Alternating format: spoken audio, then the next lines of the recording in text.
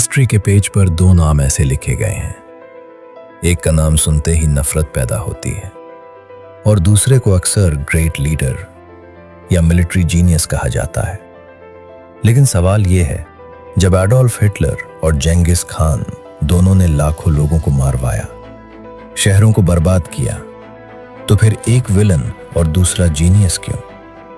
आज हम हिस्ट्री का वो सच बताने वाले हैं जो बुक्स अक्सर सीधे शब्दों में नहीं बताती।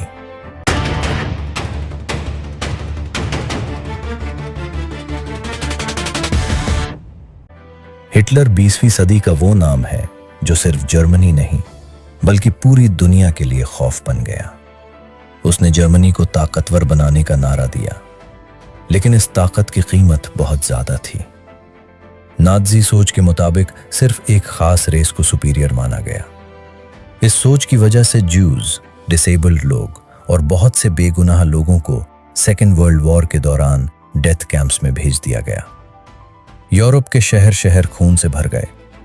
हिटलर के फैसले सिर्फ फौज तक सीमित नहीं रहे, बल्कि आम लोग सीधे निशाना बन गए।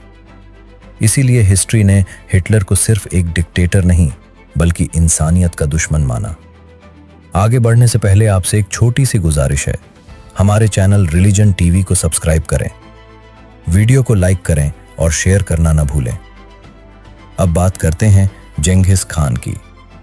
13वीं सदी का एक ऐसा शासक जिसके नाम से एशिया और यूरोप का आधा हिस्सा कांप उठता था। जेंगिस खान ने भी कत्लेआम किया। बगदाद, निशपुर, बुखारा और समरकंद जैसे शहरों में लाखों लोग मारे गए। कई जगहों पर इतना खून बहा कि नदियों का रंग लाल हो गया। शहरों के शहर जला दिए गए, लाइब्रेरीज बर्बाद कर दी गईं। अगर कोई शहर बगावत करता तो औरत, बच्चे और बुजुर्ग किसी को भी नहीं छोड़ा जाता।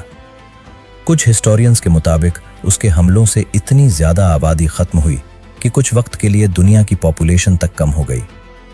ये जुल्म छोटा नहीं था, लेकिन यहीं से हिस्ट्री का नजरिया बदल जाता है। जेंगिस खान ने सिर्फ युद्ध ही नहीं किया बल्कि एक सिस्टम भी बनाया। उसने मेरिट पर लोगों को आगे बढ़ाया, धार्मिक आज़ादी दी, ट्रेड रूट्स को सेफ बनाया और कानून और डिसिप्लिन कायम किया। इसीलिए कई हिस्टोरियंस उसे सिर्फ एक खूनी शासक नहीं बल्कि स्टेट बिल्डर भी कहते हैं। अब असल सवाल, जब दोनों ने खून बहाया तो फैसला अलग क्यों? टाइम का फर्क। जेंगिस खान मिडीवल युग का था, जब युद्ध और कत्ल आम बात थी। हिटलर मॉडर्न युग का था, जब ह्यूमन राइट्स और इंटरनेशनल लॉज मौजूद थे।